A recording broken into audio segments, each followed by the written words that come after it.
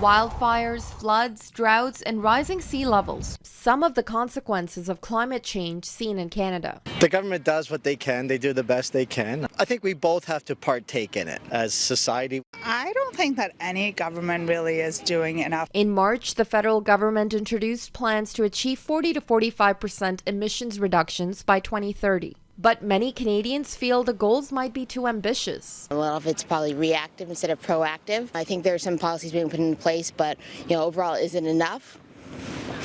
Probably not. An Ipsos study finds over 60% of Canadians are concerned about climate change and feel if they, along with the government, don't act, they'll be failing future generations. Climate change expert Sarah Birch says we'll see more progress if policymakers and Canadians work hand in hand.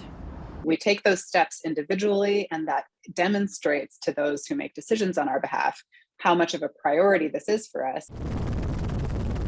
Birch says Canada can play a significant role in helping climate change globally since we're major producers of oil and gas. A cap on emissions from the oil and gas sector, which is absolutely crucial if we're going to reduce our greenhouse gas emissions. We know have new federal policies that will increase the proportion of zero emissions vehicles that are for sale, incentives for renovating, retrofitting our buildings so that they're more efficient. She says Canadians can help by flying less and finding alternatives for traditional vehicles like zero emissions vehicles, public transit, cycling, or walking, insulating homes and moving towards a plant-based diet. She says her actions are already making a difference in spreading more awareness amongst Canadians. The level of public discourse has certainly gone up immeasurably over the last few years. Sharmeen Somani, Global News.